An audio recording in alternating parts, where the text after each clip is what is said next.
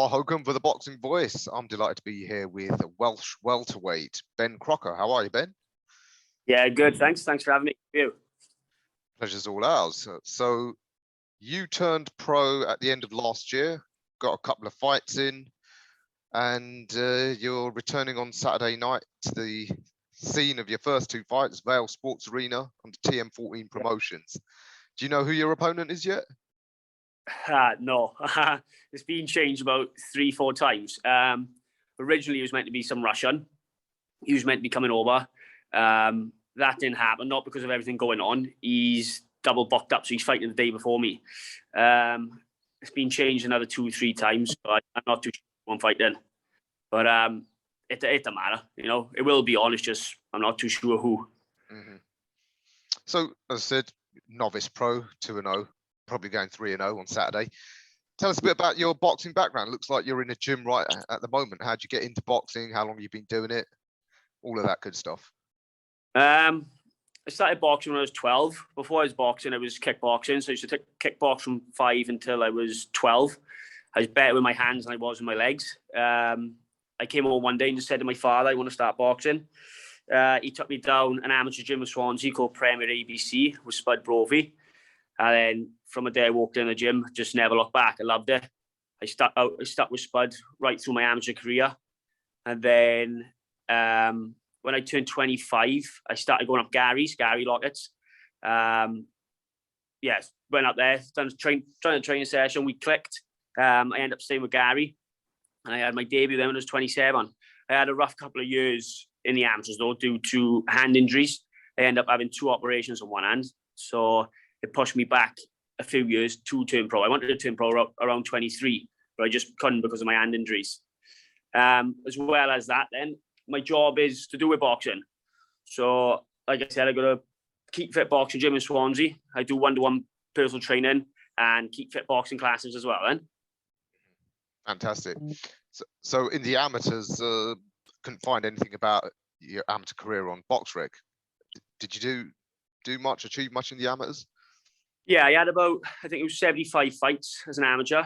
I lost about 18 or 20 maybe. I boxed all over the world, boxed in France, boxed in Turkey, boxed obviously all around Britain. I ended up winning a British title when I was a kid, when I was a youth. I think I won about 4 Welsh titles. Yeah, 4 Welsh, 1 British. Went to the world qualifiers. Yeah, so I done it right as an amateur, but obviously due to injuries because of my hand, I normally would have about 10 fights in 1 year. I was only having about 6 fights in 3 years. Mm-hmm. My hand was so bad. Yeah, that's a very accomplished amateur career. So BoxRec need to get on point and get your records up there for us all to admire. Yeah. So as you said, you held up by injuries. Finally got going though now. So are you going to be boxing at welterweight, or do you think for a championship level? I was only on about this week actually, Gary. So I used to fight a super welter in the amateurs. And then when I started going to Gary, guys like, nah, you're a welterweight, come down. So I'm making welterweight pretty fine. He thinks oh, sorry. He thinks I got super lightweight. So, you know, as long as I stay active, stay in the gym, and don't balloon out after fights, it's probably doable. So, Mm-hmm. Oh, it keeps dropping. Sorry. That's all right. I will give that a go, super lightweight. But for now, just welterweight at the moment. Yeah. I mean, obviously in the amateurs, you don't have as long training camps to sort of boil off the long, you know, the more weight. So it does make sense. Well, anyway, for now, you're still in the 4-rounders. So yeah, to boil down. And a day before weight, it's a lot better. Yeah, absolutely. Because of your good amateur background and you're with a great coach there, Gary. I spoke to some of your teammates, Kieran and Jay. You all are working out at the same gym. I take it. Get a lot of good work in the gym with those lads. Yeah, the training there is, you know, it's top quality. Like you've got the likes of Kieran, you've got Jay, we've also got Chris Jenkins as well. Joe Cadena comes down now and then as well. So you know, we got Reese Edwards. It's so many good boys in there. You just all bounce off each other. Mm-hmm. Absolutely. I keep saying this to all your colleagues over there in Wales, South Wales, small country. Yeah, you produce so many good talented fighters. Yeah, that's it. That's true. There's so many good fighters coming out of Wales, especially now. There's a lot of coming as well. Do you know what I mean? Like on this show Saturday, there's a lot of Welsh fighters probably making their first fight or their third fight. There's a lot of talent on the show. Yeah, it's great to get you guys out. So now that hopefully the worst of the pandemic restrictions are over, you're going to be looking to be very active this year. How many fights would you like to have? Yeah, hopefully. So this will be my third fight. I hope by the end of the year I reach 6 fights. Just try and get out as much as I can. Be as active as I can. And then that will lead me on to dropping weight as well. Because if you're still active, you're in the gym, you're not going out, eating, drinking, my weight will stay down. That's another good thing. Staying active it'll bring my weight down gradually then. Mm-hmm. Absolutely. How long do you think it'll be before you're sort of up to the sort of 10-rounder level? I'd say, yeah, it's got to be end of the year, maybe next year. So I'm doing 4-rounders now. I wouldn't mind if this is my last 4-rounder and move up to 6-rounders. Mm-hmm. Yeah, probably 10-rounders. You're looking at end of the year, maybe next year. Sure. And obviously you've got that amateur pedigree, so you probably don't need as many knockovers, if you like. You can start getting into harder fights sooner rather than later. You're 27 now, is that right? 27. 27, okay. So coming up to your peak years, so you probably don't want to waste time with meaningless fights. No, exactly. Not a young pro compared to like Kieran and J-Man, they're in their early 20s, 23, 24. I'm a little bit older. So yeah, I want to be pushing as quick as I can. Absolutely. So, I mean, if you do fight at super welterweight, red hot division in the UK, of course, we saw that controversial fight just last weekend. Did you watch it, the Taylor v. Catterall? Yeah, I watched that. I think all of Britain watched that, didn't they? Mm-hmm. Yeah, it's a mad fight. But yeah, exactly. That's the weight. You know what I mean? It's a good weight. I think from super lightweight up to super welterweight, even middleweight, it's a really popular weight going from the amateurs to the pros, isn't it? What did you make of the fight? Did you have Jack as the clear winner? To be honest, I don't know. I said to some boys, I don't know whether I'm being biased towards Josh Taylor because I am a big Josh Taylor fan. Early rounds, definitely Jack. I mean, you can't not say it was Jack. It wasn't Jack. I don't know. I'll have to rewatch it back and have another look. But I can understand, having a point taken off and a knockdown as well, and then going to lose. It is a bit dodgy that. But I'll have to double watch it and get a second opinion. Because I'm always biased towards fighters that I like until I watch a fight back. I think we all are. I think the problem is when judges are as well as. That's it. Yeah. I said to the boys in the gym, "Be a good judge," because I changed my mind 2 days later. Absolutely. I mean, how do you assess the scene at domestic level at 140? Because if in the next year you're going to be looking to push on, I mean, there's some talented fighters. I mean, guys like Dalton Smith coming up, Billy Allington, obviously the English champion. How do you see the scene? Who are the sort of fighters that you think you might be in the mix with in the next year or so? At the minute, I haven't really looked at that weight, who's about, just because I've been so concentrating from coming down from super welter down to welter. I was looking at welterweight opponents because then recently, British level, we got FOS, one who beat Chris Jenkins for the belt. But I haven't looked down at the lighter weights yet, so I'll have to see who's up and coming. But I know you got the likes like Sam Noakes. I think I'm sure he's super lightweight. I think he's super light, or he might be lightweight. Sounds like lightweight, yeah. Oh, yeah. So I am really locked about who's about the super light, but now I'll have to start having a scan just to see what I'm up against. Sure. So I mean, during your amateur times and since turning pro, have you been going around the UK sparring with any of these potential rivals or any of the top fighters in the division or around the division? At the minute, with the gym I'm in now, Gary's gym, there's a lot of good sparring, so we don't have to go anywhere for sparring. We have had a few boys come down. Mm-hmm. We've had Max Mudway come down. He's a welterweight. We've done a few rounds together. Recently, last week, we had Mark Chamberlain, so he's a lightweight. He came down. But at the minute, we haven't really gone anywhere for sparring because we got it all in the gym. Sure. Some competitive. And you know, your gym mate Jay, he says his dream is to have a big war at Cardiff City Stadium.